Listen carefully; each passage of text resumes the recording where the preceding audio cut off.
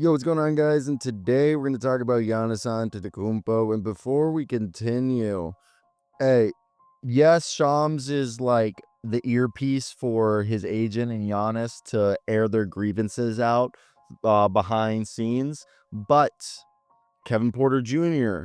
is saying that Giannis is doing a great job of assuring that he wants to be here. And Bobby Porter is saying that Giannis is obviously Bobby Porter said Giannis was the first guy to greet them in the group chat. Sorry, I was trying to remember that.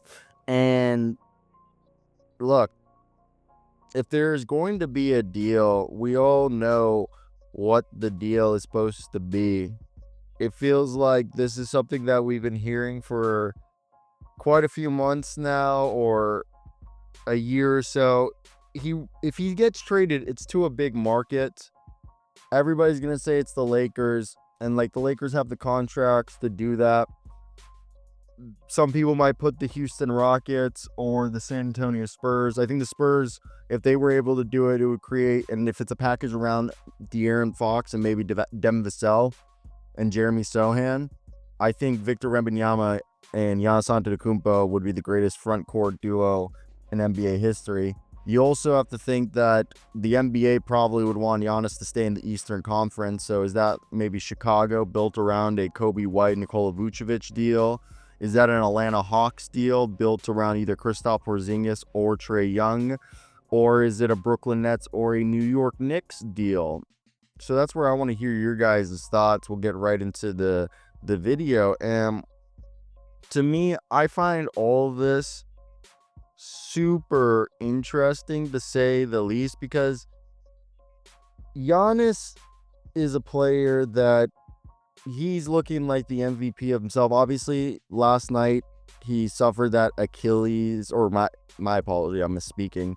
A calf strain is what it's being used or being classified as.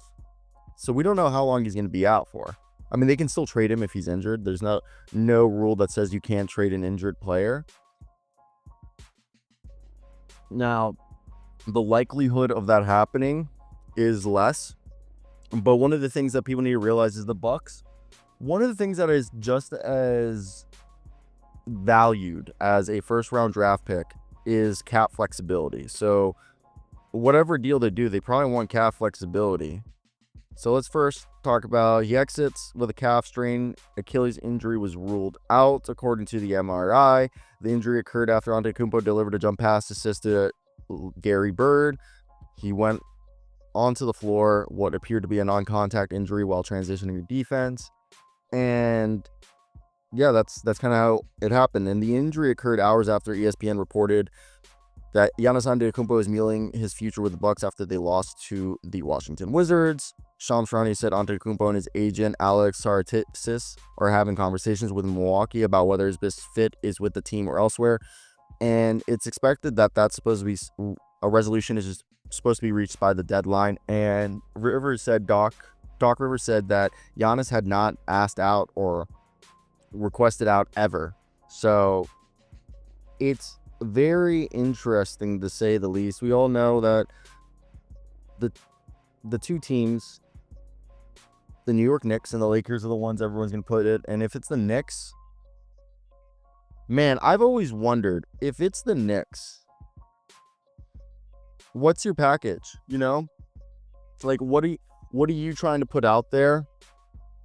And is it going to be enough to entice the Bucks? Because is it a Karl-Anthony Towns package? Or I would assume you want Karl-Anthony Towns and Giannis together, because that would be ridiculous. I could understand that in certain worlds, it might not be feasible because of like the cost of the contract.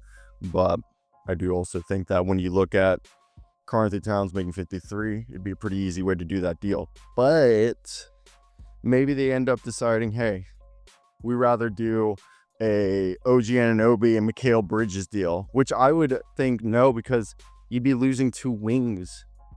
That's where, again, like, I go back to, like, would it be around Karl-Anthony Towns, or would it just be around like OG Anunoby and Mitchell Robinson, so that you keep Karl-Anthony Towns and you keep Mikal Bridges? because those would be two players that you would want to have on the roster, because then you would have Karl-Anthony Towns and Giannis Antetokounmpo as your front court.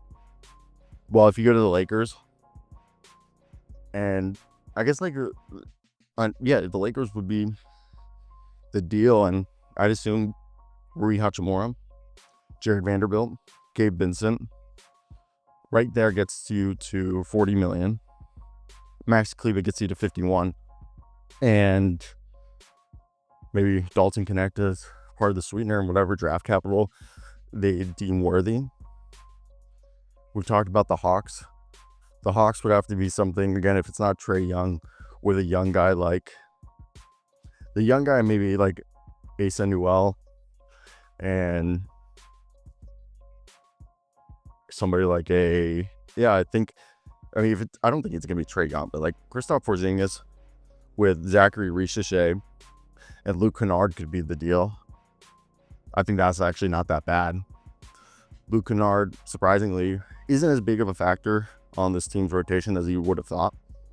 So with that being said, I think that's one of the reasons why I think he's a bit more expendable. Yeah, I would have to think, if it's a young guy they're going to trade, it's either Newell or Richeche in like an extreme sample, but I don't think that's like a guarantee. And then we did mention the Nets. Brooklyn's interesting. Could it be a Michael Porter Jr.? Would you want to pair Michael Porter Jr. and Giannis together?